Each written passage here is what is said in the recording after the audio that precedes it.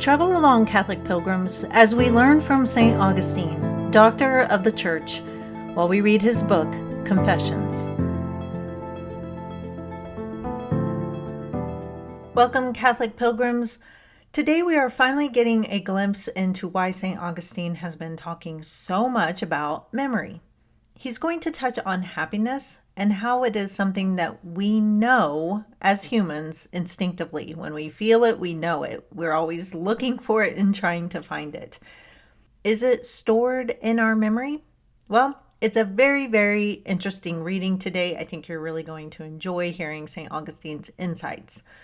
We are reading from Book 10, Chapter 20 on page 226. How then do I look for you, O Lord? For when I look for you, who are my God, I am looking for a life of blessed happiness. I shall look for you so that my soul may live. For it is my soul that gives life to my body, and it is you who give life to my soul. How then am I to search for this blessed life? For I do not possess it until I can rightly say, this is all that I want. Happiness is here. Am I to seek it in memory, as though I had forgotten it, but still remembered that I had forgotten it? Or am I to seek it through the desire to get to know it as if it were something unknown to me, either because I have never known it, or because I have forgotten it so completely that I do not even remember having forgotten it? Surely happiness is what everyone wants, so much so that there can be none who do not want it. But if they desire it so much, where did they learn what it was? If they have learned to love it, where did they see it? Certainly happiness is in us, though how it comes to be there, I cannot tell. Some people are happy in the sense that they have actually achieved a state of happiness.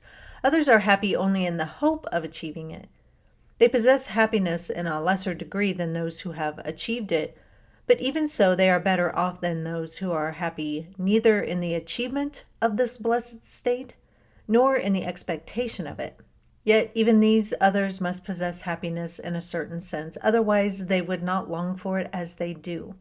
And there can be no doubt that they do long for it. By some means or other they have learnt what it is.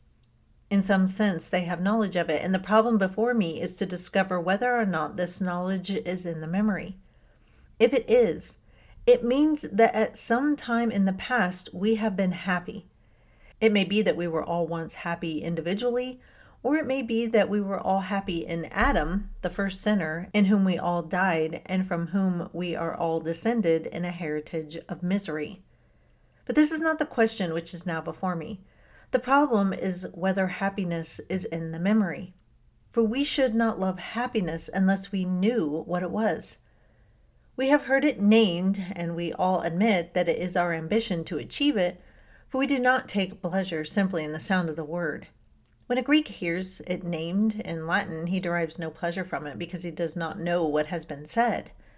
But we get pleasure from it just as he would if he heard it spoken in Greek. This is because happiness is neither Greek nor Latin, but we are all eager to achieve it, whether we speak Greek or Latin or any other language. It must then be known to all, and there can be no doubt that if it were possible to put the question in a common language and ask all men whether they wished to be happy, all would reply that they did. But this could only happen if happiness itself, that is, the state which the word signifies, were to be found somewhere in their memories. I recently finished reading the book This is Happiness by Niall Williams for my well-read woman group. Say that 3 times real fast. And it will go down as one of my favorite books.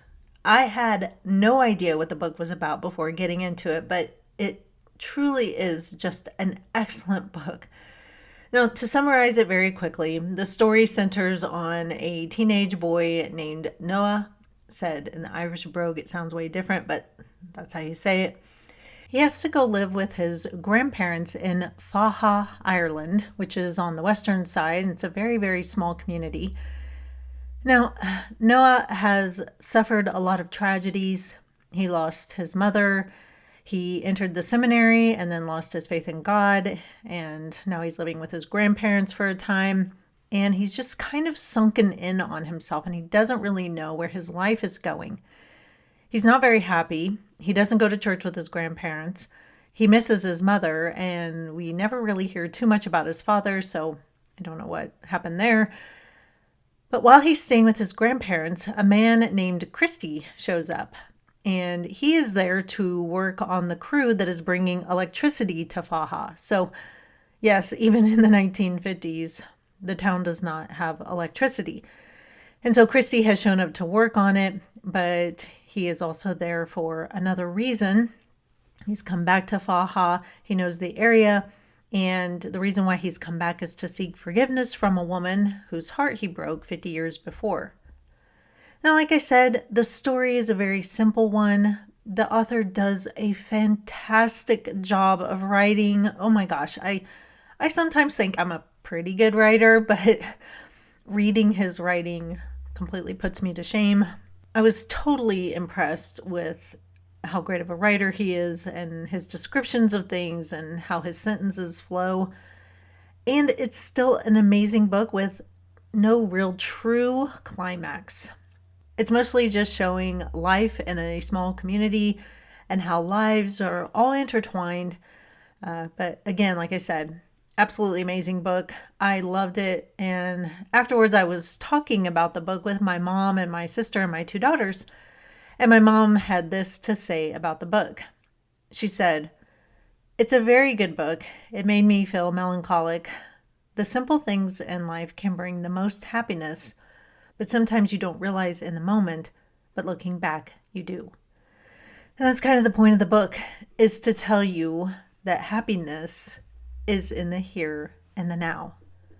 We often try to go chasing after happiness, and we're trying to think of all these ways that we can be happy, when really, if we just looked at the moment that we're in and be happy in that moment instead of trying to chase happiness, we would actually see that this is happiness. And like St. Augustine says today, we all know what happiness is, no matter what our language is, no matter where we're from. It's something that's within us. We all want it. We all know what it is when we feel it or when we're in a happy state. And so it truly has to be something that is connected with God. And it is possibly just a glimpse at what we'll experience in heaven someday. So that is all for today, Catholic Pilgrims. I will see you tomorrow. But until then, live the faith boldly and travel well.